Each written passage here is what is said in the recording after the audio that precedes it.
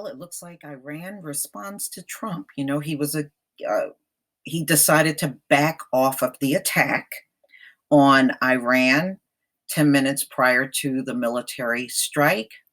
Well, this came out June 22nd, 2019 on Fox News. Iran says it will respond firmly to U.S. aggression amid retaliatory cyber attack aborted military strike. Now, Trump is claiming he decided to back off of this because of casualties. But we know when it comes down to war, there's always casualties. It's really no way to avoid that. Iran cautioned Saturday that it will firmly respond to any aggression or threat by the U.S., a warning that comes after Trump aborted a military attack while a U.S. cyber team carried out a retaliatory digital strike against the regime.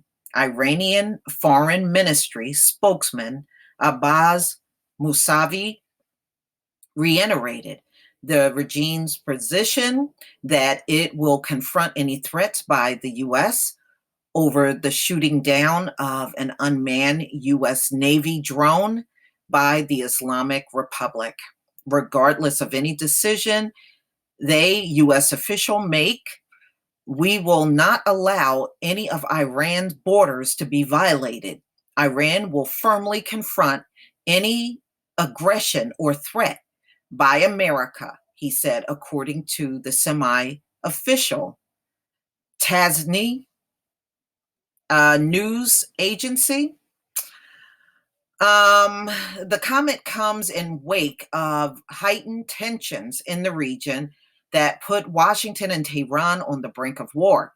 Trump said Friday that he halted the strike just 10 minutes prior to casualty loss, saying that it wasn't a proportionate response to Iran previously shooting down an American military drone. And we already seen the tweets. They keep putting the same ones up. Okay, 10 minutes before the strike, I stopped it, not proportionate to shooting down an unmanned drone.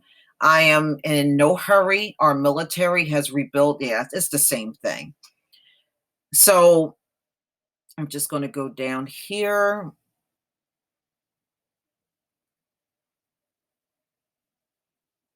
The spy group is close to the Iranian Revolutionary Guard Corps, a terrorist designated entity, and reportedly supported the limpet mines attack on 2 oil tankers in the Straits of Hormuz. Now, they said a lot of oil comes in and out of that location on a regular basis. In fact, damn near all of the oil over there in the Middle East comes out of the Strait of Hormuz. Additional details about the digital response weren't available, though private American cyber groups have said that Iranian state-sponsored hackers are targeting U.S. organizations, adding Iran's response against the U.S. will likely be executed in cyberspace. So who knows what will happen, y'all.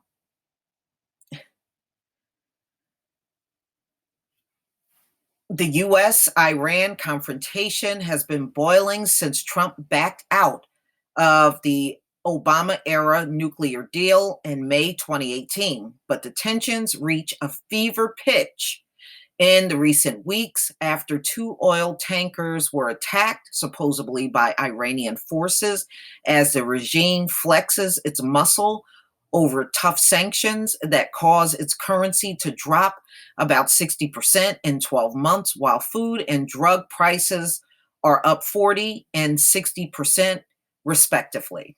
Iran is currently also seeking renegotiation of the I had heard they wanted to renegotiate the deal with European countries, especially since they can't do it with the US, arguing that the deal must be improved amid US sanctions, or the regime will begin enriching uranium up to 20%, just a step below weapons grade level. So this is what came out today, y'all. All right, we're going to go ahead and listen to this video.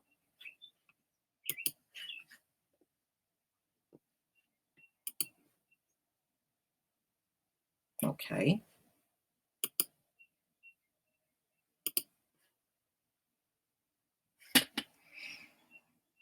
All right, let me see if I can refresh this.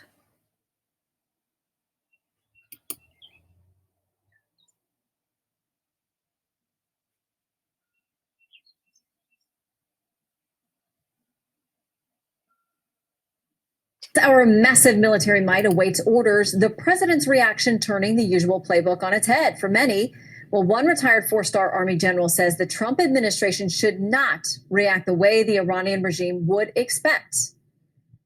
You know, we've got to make sure we're not playing checkers with the Iranians. They're great at checkers, you know, change one piece for another. We've got to play chess.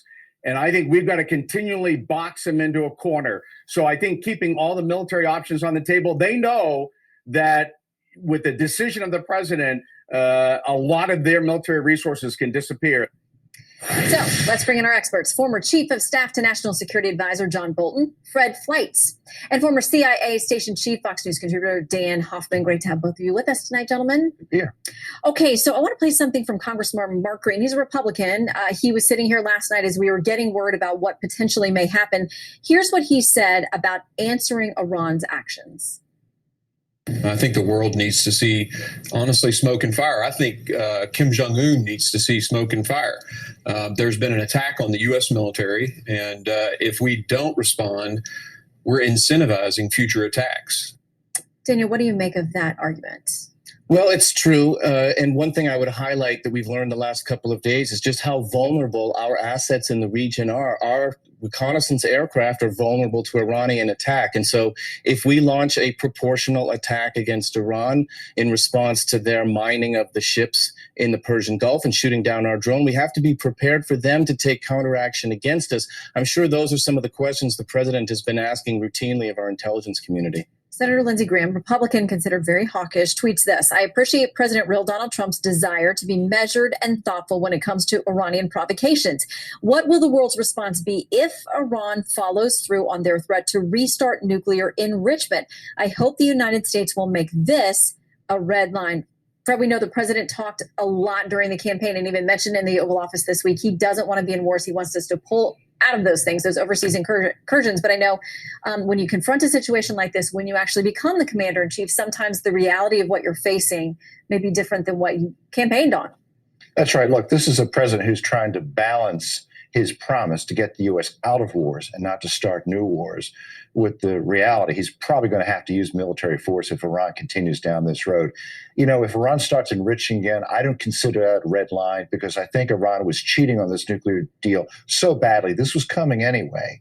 I think the president's trying to be careful. He's trying to be restrained. And last night, frankly, Iran dodged a bullet. They know military force is on the table with this president. He's just taking his time and waiting for the right moment if he has to use it. Was that what this was all about, especially the leak that we got? And today the president confirming that things were in motion, but he decided to call it off. Was it about sending a signal or something more or less? Or were we reading too much into it? I think what's most important is how Iran perceives it. Whatever it was or it wasn't, it's how Iran perceives the president's actions. And I think that's what we'll be looking for in reflections from the intelligence community collection.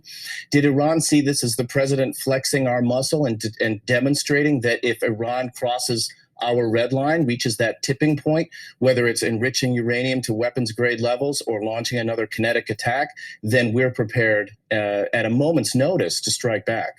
Okay, something from the American Thinker today under the headline, Trump refuses to take the bait mullahs and Democrats hoped he would. They outline all the things the president's going to have to try to navigate here. It says he has to deal with Democrats anxious to attack him no matter what he does, our allies who want Iranian oil and markets for their goods, the mullahs who want nuclear weapons, and the end of sanctions and friction among our allies, and his base, including many hawks who crave retaliation, if not war. It's complicated. On the other hand, there are are many Americans who are deathly afraid of a war with Iran. And we've seen them on this network today. Tucker Carlson is extremely upset that this president's going to start a war with Iran that is unwarranted. The president has to weigh all these things. I think he's weighing his options. He's not going to use military force unless absolutely necessary. And I got to tell you, the president said he did not want to kill 100 to 200 people in retaliation for the destruction of an unarmed drone. Well, God bless him for that. I think that was actually the right answer. But if an American pilot is killed, if a U.S. Navy ship is hit by a missile, it's a different situation. All right, Fred and Daniel, thank you both for staying up late with us tonight. Good to be here. All right, y'all. Well, ladies and gentlemen, please tell me what you think. You know, this is interesting, and I think it's going to become far more interesting than this. So it's just a matter of watching this over the next few weeks. Please leave your comment and subscribe. Don't forget to hit on the notification bell, and I'll see you on the next video. Peace, family.